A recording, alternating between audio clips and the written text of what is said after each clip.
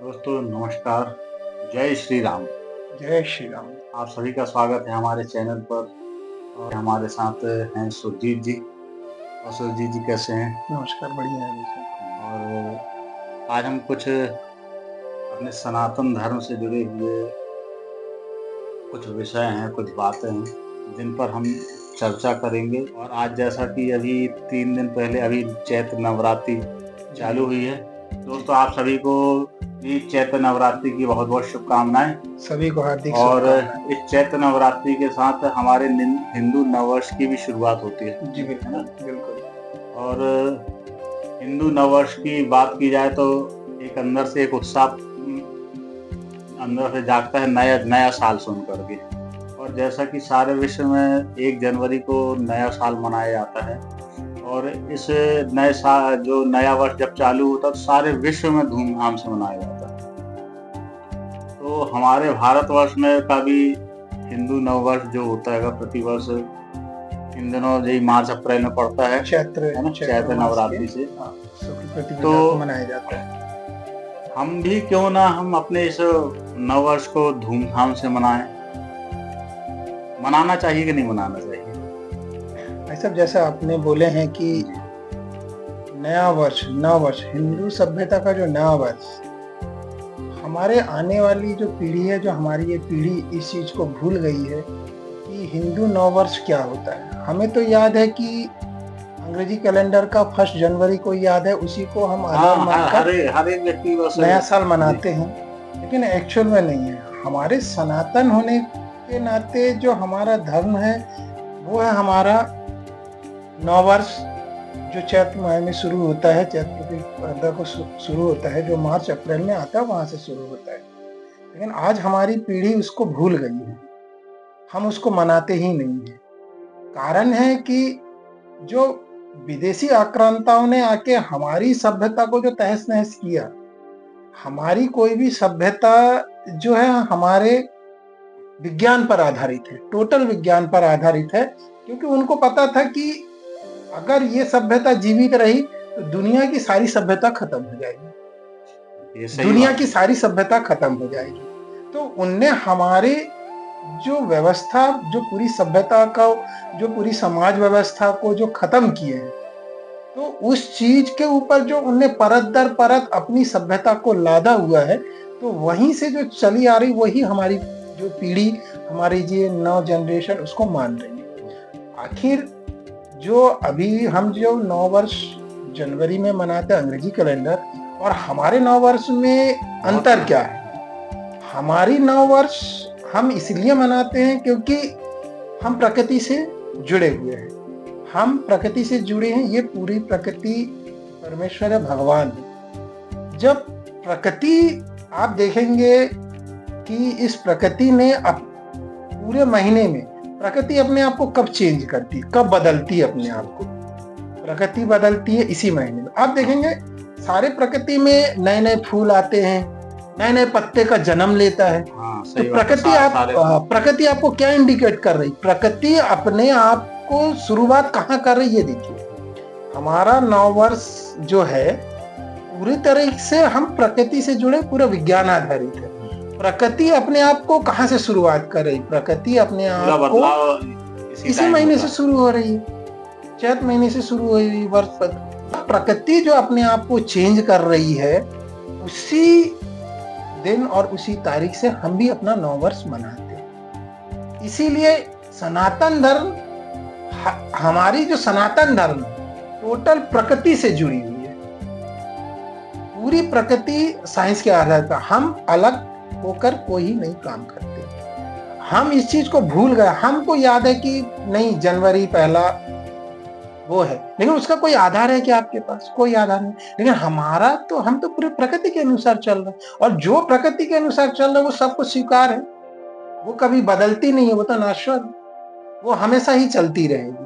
तो हमारी आज की आने वाली पीढ़ी को ये जरूरी है कि नववर्ष मनाना चाहिए। हिंदू नववर्ष कब मनाते हैं और क्या है, इसके महत्व को पहचानना चाहिए, और आने वाली पीढ़ी को, आने वाली युग को इसको धूमधाम से मनाना चाहिए। तो और मतलब जैसे कि लोग ये नया वर्ष आता है 1 जनवरी वाला, है ना, जो जिसको सारा विश्व मनाता है, उसमें केक काटते हैं, पार्टियां करते हैं। तो ऐसा कुछ सुझाव है अपने पास कि हम भी अपना जो हिंदू नव वर्ष आने वाला, जो अगला वर्ष जो आएगा, तो हम भी कुछ इसे धूमधाम तरीके से मनाएं, जो सारा विश्व देखे, है ना। और सीधी सी बात, हम सनातन धर्म से जुड़े हुए हैं, तो सनातन धर्म से जुड़े हुए तो हम सनातनी तरीके से हम उसको मनाएं, और उसमें भी धूमधाम की कमी नहीं होनी चाहिए। बिल्कुल, है ना। हमारी जनरेशन को हम जिस चीज को भूल गए हैं उसको हमको याद दिलानी पड़ेगी कि हमारी सनातन धर्म है क्या और क्या नहीं है।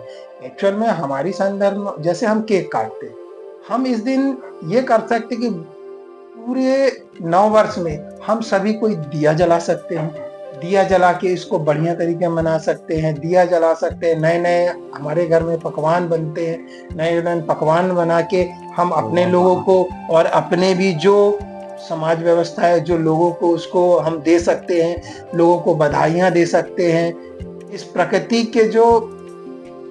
जो हम इंडिकेट कर रहे हैं उसको हमको एक अच्छी तरीके से मनाना चाहिए। ये हमारा गर्व है, ये हमारी पहचान है।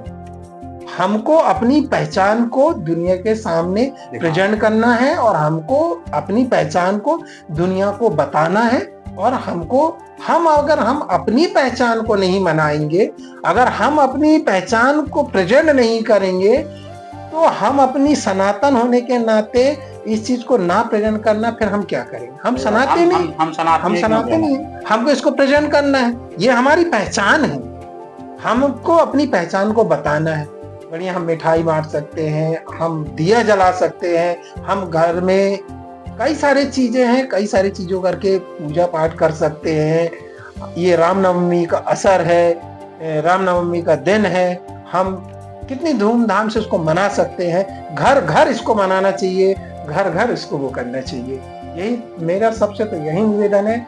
ये सिर्फ हमारी संस्कृति वो नहीं है, नववर्ष हमारा पहचान है, एक सनातन का पहचान है, और पहचान के नाते हम इसको खो नहीं सकते, क्योंकि ये हमारी पहचान है, इसको मनाना ही चाहिए। तो दोस्तों, कुल मिलाकर हमारा आप सभी से ये कहना है कि आने वाला जो हिंदू नव वर्ष होगा उसे हम बहुत धूमधाम के साथ मनाएं। ऐसा आज हम संकल्प लें कि हम आने वाले समय में हम अपनी जो हमारी नई जनरेशन है उनको भी हम यही सिखाएं कि हमें हमारे सनातन का पहचान नहीं खोनी, हमें अपने सनातन की पहचान नहीं खोनी है। हमें हमेशा अपने सनातन का सम्मान करना, और इनसे जुड़े जितने भी त्योहार हैं या कुछ भी है उनका भरपूर सम्मान करना है ना। और ठीक है, अगले साल जब हमारा नया वर्ष आएगा, हिंदू नव वर्ष आएगा, तो हम सभी मिलकर इसे बहुत धूमधाम के साथ मनाएंगे। और आज सभी को एक संकल्प लेना पड़ेगा।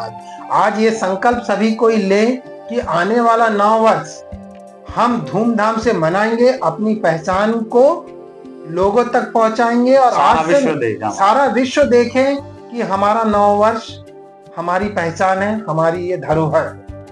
और लोगों के सामने हम जाकर अपने नव वर्ष का महत्व ही बताएं, और आप इस महत्व को जान सकते हैं कि अपने जो आपके पूर्वज हैं उनसे आप पूछें। यदि आप नहीं जानते हैं तो आप अपने पूर्वजों से पूछें।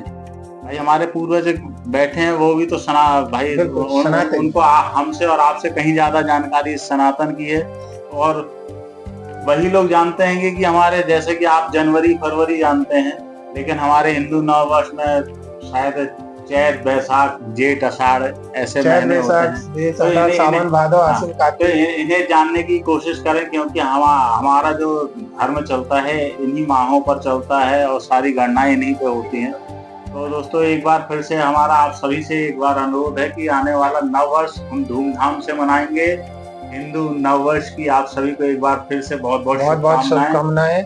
जय भारत माता, जय सनातन। जय सनातन।